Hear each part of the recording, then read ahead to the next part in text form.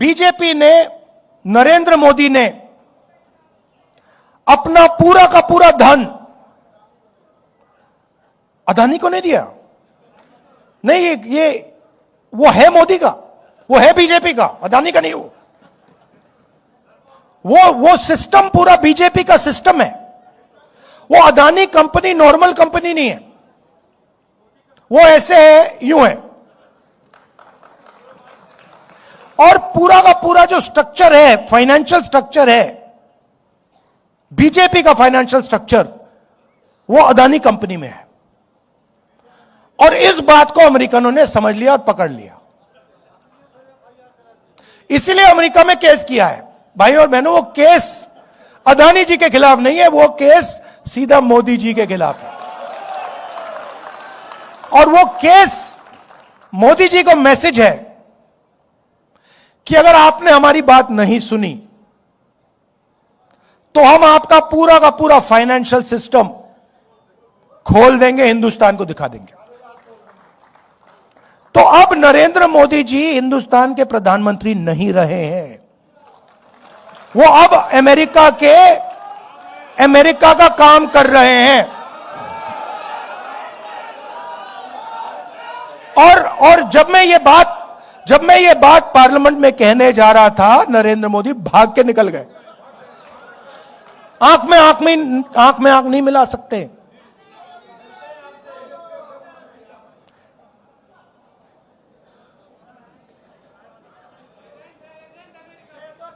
नहीं, अब देखिए, अब आप कहोगे देखो ये आप कैसे कह रहे हो। मैं बताता हूं आपको, हर चीज का मैं आपको सबूत दूंगा। हिंदुस्तान का कोई भी प्राइम मिनिस्टर कृषि का सिस्टम नहीं खोल सकता। बाकी दुनिया के जो किसान हैं उनके लिए हिंदुस्तान का प्रधानमंत्री कभी नहीं खोल सकता है। नरेंद्र मोदी नहीं करना चाहता था। कैसे मालूम? क्योंकि मैं 4 महीने से पता लगा रहा था कि भैया ये जो अमेरिका की ट्रेड डील जो है ये रुकी क्यों है। अनऑफिशियली पूछ रहा था मैं, और हर बार जवाब आ रहा था कृषि के मामले पे हम कॉम्प्रोमाइज नहीं करेंगे। मेरा भाषण हुआ,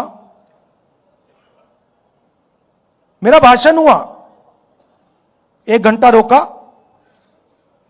फिर शुरू हुआ, फिर रोका, फिर शुरू हुआ, फिर रोका, फिर शुरू हुआ। उसके बाद में तकरीबन 6 बजे शाम को जैसे ही प्रधानमंत्री पार्लियामेंट से भाग के गए, उसके एकदम बाद प्रधानमंत्री ने ट्रंप को फोन किया।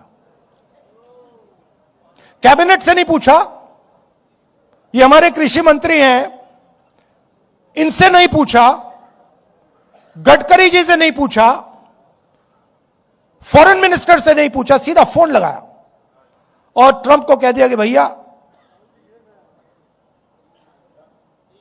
मामला फिट है, डील साइन कर दूंगा।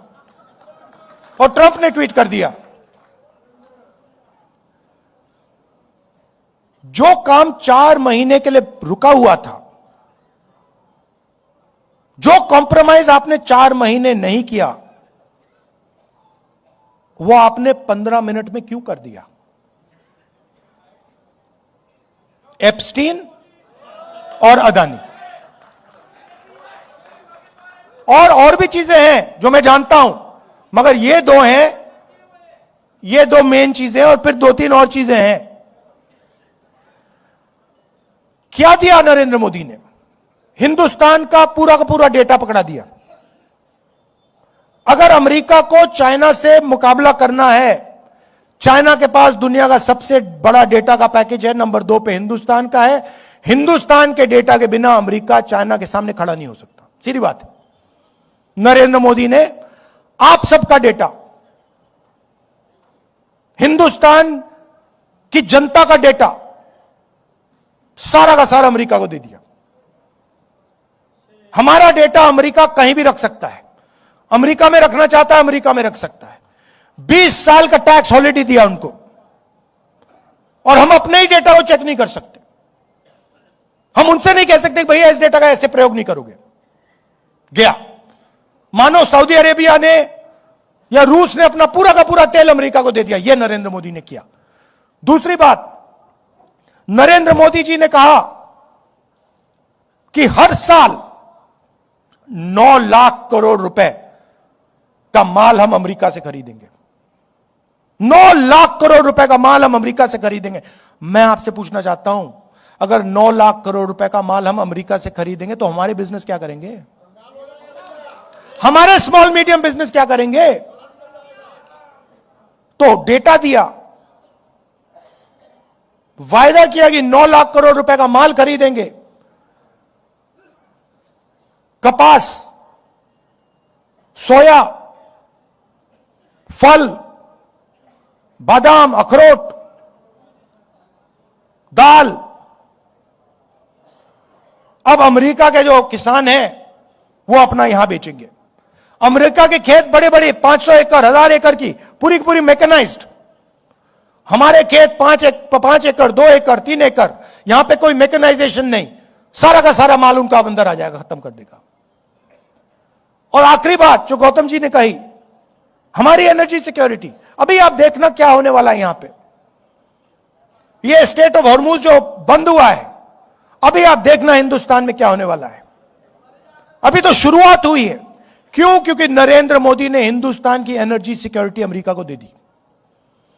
अमेरिका को कह दिया कि भैया आप बताओ हमें कि हम कहां से तेल खरीदें, कहां से गैस खरीदें। आप चाहते हो कि रूस से ना खरीदें, नहीं खरीदेंगे। चाहते हो ईरान से ना खरीदें, नहीं खरीदेंगे। चाहते हो इराक से ना खरीदें, नहीं खरीदेंगे। आप बोलो। ये चीजें नरेंद्र मोदी ने दी। लिया क्या? कुछ नहीं। हमारा जितना पहले टैक्स था उससे ज्यादा हो गया। हिंदुस्तान को यूएस डील से कुछ नहीं मिला, जीरो। अमेरिका को सब कुछ दे दिया। क्यों? क्योंकि नरेंद्र मोदी एप्स्टीन के कारण, अदानी के कारण, अपने फाइनेंशियल स्ट्रक्चर के कारण कॉम्प्रोमाइज्ड हो गए हैं। नरेंद्र सरेंडर हो गया है। अब हमारे सामने बहुत बड़ा मौका है कि हम अब हिंदुस्तान को बदलने की राजनीति करें। सिर्फ इलेक्शन जीतने वाले नहीं, मगर हिंदुस्तान की जो गरीब जनता है, जो दलित हैं, आदिवासी हैं, पिछड़ा वर्ग है, माइनॉरिटी है, गरीब जनरल कास्ट के लोग हैं,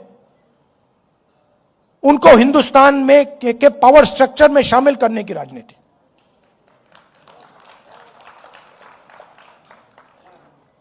और उसके लिए आपको आपके दिल में कुछ होना पड़ेगा। नारों से नहीं होने वाला।